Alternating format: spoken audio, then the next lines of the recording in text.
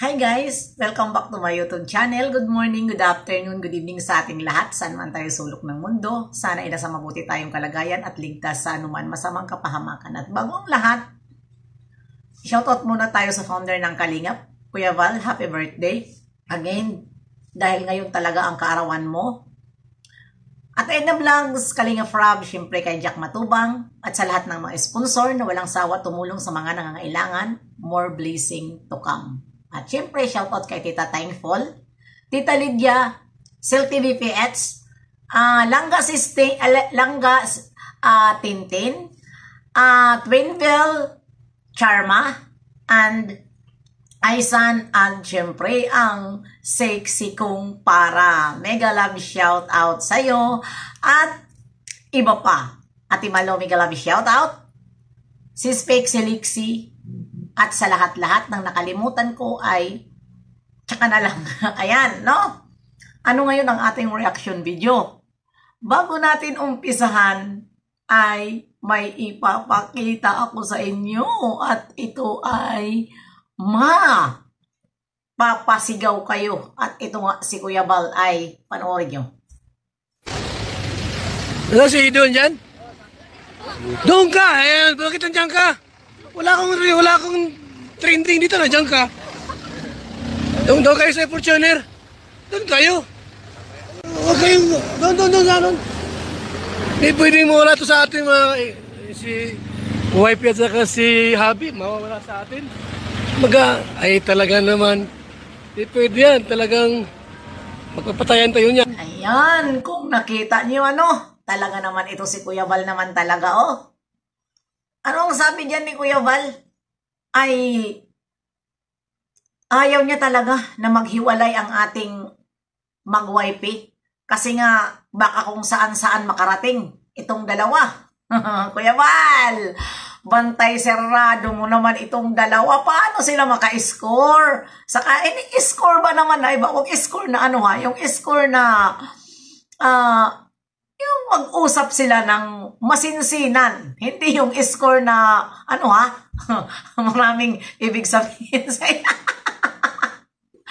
score, Kuya Val.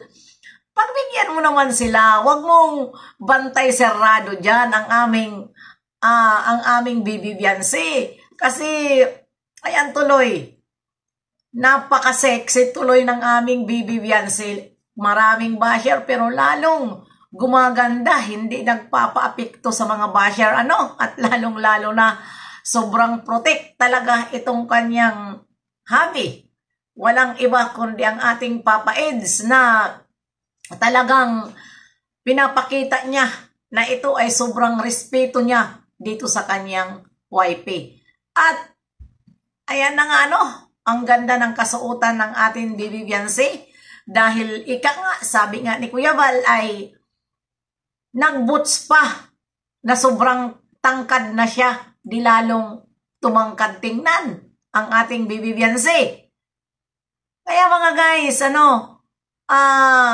kahit ano pa ang sabihin ninyo na parang nababasa ko dyan sa mga comment nyo na mayroon paborito si Kuya Val, wala pong paborito si Kuya Val. Lahat po ay minahal niya ang mga angels. Wala po sila paborito, lalong-lalo na si Kuya Val. At ako rin naman, nagtatanggol din ako sa lahat ng mga angels kapag may nakikita ako na below the belt na ang kanilang babas. Dahil syempre mga bata yon. At isa lang ang akin madalas reaksyonan, dito lang muna ako kay Bibi Biancy kasi alam ko na parang magulo. Lalong-lalo na pag nakikita ko may mga pag-live si Kuya Val, pag-live si Kalingap Rob, ang daming basher kasi parang hindi ito yata nagkakaintindihan na ibang viewers na parang ano-anuhan sila dito kay ang nakikita ko lang naman Bibi Carla at kay Bibi Biancy. Kaya para hindi magulo ang channel ko, ay dito muna ako magre-react kay Bibi Biancy. Total, marami naman kaming reactor na kanya-kanya re-reaksyonan. Dahil kung maghalo-halo ako, ay baka iba na. Kaya, dahil naumpisahan ko ang Bibi Beyonce, dito muna ako kay Bibi Beyonce. Nga sasabihin na, makabiyansi ka lang. Kaya hindi ka todo react ka kay Bibi Beyonce talaga. Aminin ko, makabibi Beyonce talaga ako. Pero hindi ko kalaban ang mga angels. Nanonood ako kay Kuya Bal Upload, kay Kalinga Prab. Pero hindi ko sinisiraan. Kinakampihan ko. Ang mga angels po ni Kalinga Prab ay kinakampihan po yon ng mga reaktor. Hindi ibinabas. Hindi katulad dyan kay Arjen na nababas siya ng mga reaktor kasi hindi naman tama ang kanyang ginagawa. Parang wala siyang disiplina. Dito sa kay Kalinga Prab, mga angels ay disiplinado yan.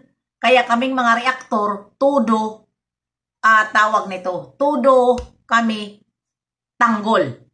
At saka, ayan, hindi naman ibig sabihin na hindi dinidisiplina ni Kalingap Edo dahil nakikita naman natin na pinagsasabihan siya pero talaga lang na mayroon pagkatigas ng ulo itong ating isang beneficiary ito ni Kalingap Edo. Kaya, ayan, tingnan nyo naman ngayon si Kuya Bal dahil sa kanya sumasakay, siyang magbablog.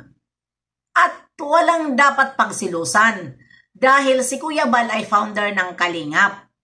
Isa lang ang kanyang kinuha, isa lang ang kanyang kumbaga napasama sa kanya na sabi niya akin ito, walang makakaagaw. Ibig sabihin, parang yan siguro hindi lang siguro, kaya kinakikita naman natin, yan ang kanyang hahawakan siguro na angels. Kasi si Kuya Bal, ngayon lang yan, hindi yan nakikialam sa mga ni Kalingap Prab na kahit may mga viral si Kalingap noon, hindi yan nakikisawsaw si Kuya Bal.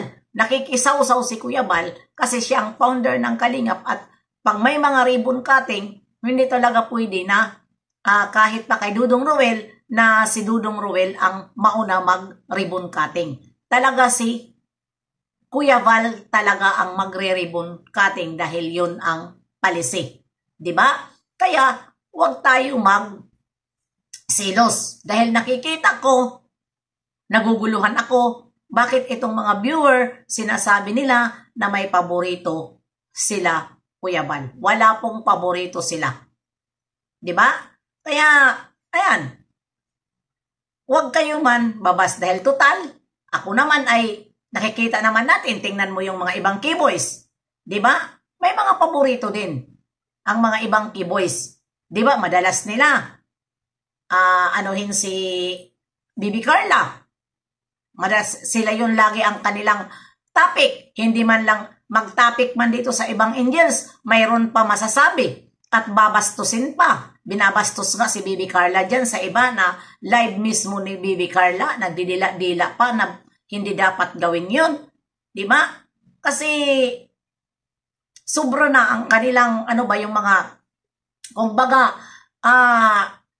akala ba nila siguro na sikat na, akala siguro nila na maganda yan sa mata ng mga viewer, na mga ganyan, na sumusobra ang kanilang mga arte, mga acting sa harap ng kamera. Samantala si Kalinga Prab, hindi naman ganun, si Jack, si Kuya Val, si Ate Edna, hindi naman ganun pag humarap sa kamera, ginagamit ang kanilang pagka-professional, 'di ba? Hindi naman sabihin na hindi walang mga pinag-aralan, 'di ba? Kaya ayan, sa mga basher diyan, hindi ito mga taga-ibang planeta, maniwala kayo sa akin. Hindi ito mga taga-ibang planeta, kundi nagkakagulo ang viewer ng Bibi Beyonce at Bibi Carla. Dahil nga, hindi naman lahat, mayroon nagsasaway, ang iba naman ay hindi talaga maiwasan na hindi sila sumagot sa mga nababasa nilang comment na hindi maganda. Dahil alam natin na mayroon talaga taong palaban, hindi umaatras sa mga ganyang hindi nakakapagpasensya. Yung iba naman na kayang-kaya magpasensya, ini-ignore, ganon. Pero yung iba, hindi natin aanuhan yan. Dahil ganon talaga. Pag nakakakita sila ng hindi maganda, lalong-lalo, tulad din naman, hindi lang naman Bibi Beyonce ang may basher, kundi Carla, Bibi Carla. Parehas yan sila. Nakikita ko viewer ng Carla, viewer ng Bibi Beyonce, aaway-away sa comment section. Kaya yan, hanggang dito na lang. See you next live and upload. God bless sa ating lahat.